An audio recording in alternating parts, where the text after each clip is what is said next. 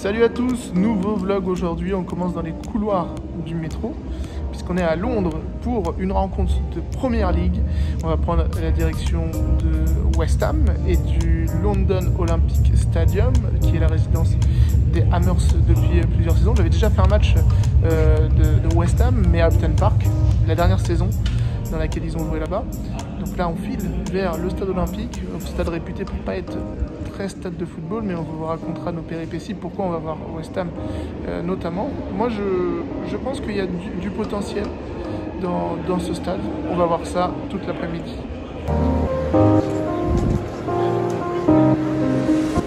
Fin du métro, on est donc à Londres, je vous le disais, pour cette 12e journée entre West Ham et Nottingham Forest, deux équipes qui vont pas très bien ce début de saison, qui sont plutôt en bas. West Ham qui joue l'Europe, qui est plutôt bien en Europe, mais enchaîner les deux c'est compliqué. Pour tout vous dire, on était dans le métro, on vient de croiser Will Steele, le coach de Reims, on vous met la photo. Il est très grand, vrai, il est très gentil. Donc on y va, dans ce stade olympique, on est au cœur du centre commercial qui relaie, oui forcément c'est les stades modernes, c'est comme ça.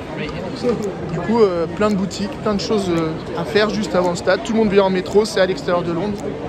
On arrive bientôt.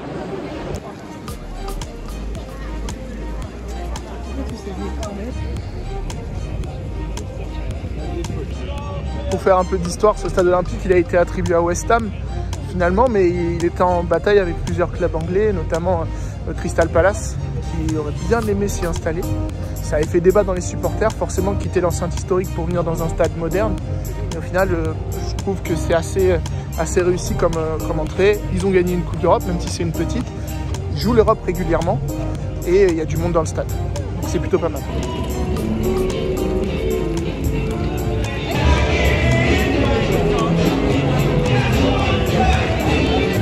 Tradition anglaise, le programme de match à l'entrée, 4 livres. Un peu plus cher qu'il y a 5 ans quand j'étais venu, c'était 3, maintenant c'est 4. Les sous sont reversés aux associations et aux supporters qui suivent le club. Et c'est vraiment complet, beaucoup d'infos, donc c'est bien sympa.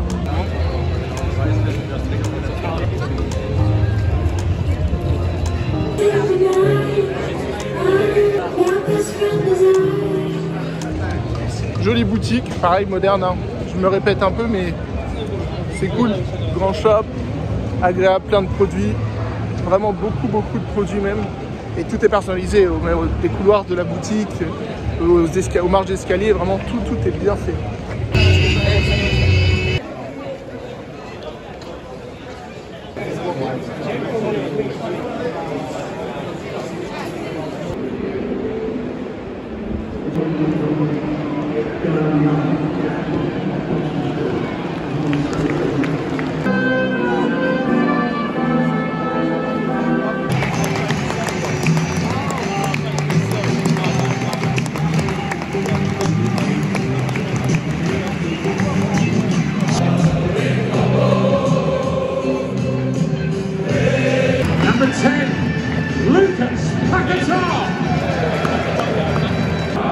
Sir Trevor Brooking, Nottingham Forest Ambassador John McGovern and Sergeant Daniel Payne, accompanied by Lars Post-Huber, Osmond.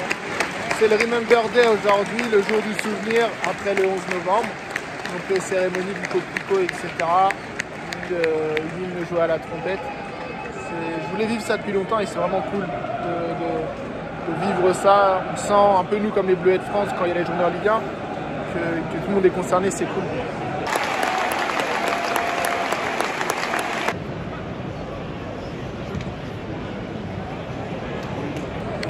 On est presque à la mi-temps, 1-0 pour West Ham, but de Paqueta. Je vous disais, on est venu voir West Ham aussi parce qu'on n'a pas pu aller voir Arsenal ni Chelsea qui joue contre Manchester City, c'est un peu plus normal, mais non plus Crystal Palace Everton, car ces billetteries de ces clubs demandent un titre de membre pour pouvoir aller à la billetterie. Donc pour les touristes entre guillemets qui viennent de temps en temps, c'est pas possible de payer 40 € déjà juste pour avoir accès à la billetterie. West Ham a d'autres problématiques, le stade est grand, ils sont pas très bien placés, donc eux ils peuvent pas se permettre ça. Donc c'est pour ça qu'on a pu venir. Donc après c'est un choix du club pour éviter les touristes comme au parc par exemple, mais ça empêche certains de venir découvrir. C'est des choix.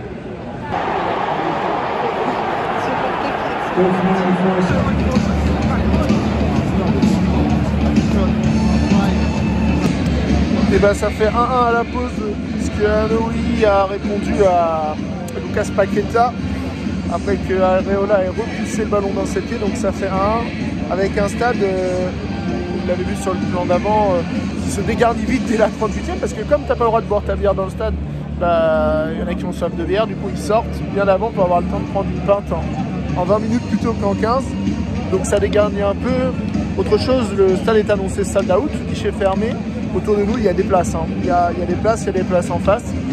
Je ne sais pas si c'est des abonnés qui n'utilisent pas la plateforme de revente ou pas, mais c'est con parce que ça empêche certains d'acheter des places, même si je pense que c'est des places vendues dans tous les cas. Mais c'est un peu bête. Sinon, sur le terrain, c'est pas bon du tout, c'est ennuyant, il n'y a rien à se mettre sous la dent. Côté West Ham, le trio Kudus, Bowen et Paqueta, ça va très vite, mais ça défend pas. Donc c'est un peu un problème. Et ça annonce rien de bon pour West Ham.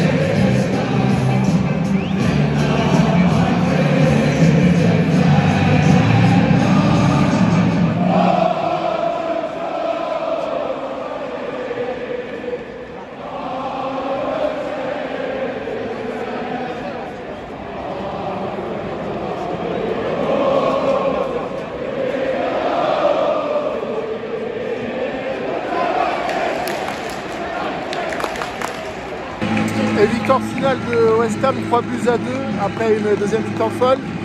Nottingham était passé devant 2-1, West Ham a égalisé et marque à la toute fin de la rencontre de la tête. Pas forcément le plus beau match, mais avec du suspense au moins. Une bonne expérience ici, un stade pas vraiment à l'anglaise c'est sûr, mais 60 000 personnes, c'est beau. Et c'était plutôt cool quand même. Le repas était bon, la bouillette c'était vachement bon. Bonne expérience, je recommande. Allez, sur ce, on se retrouve bientôt pour une nouvelle vidéo. N'oubliez pas de vous abonner, c'est très important pour nous et à commenter aussi cette vidéo. A très vite, salut!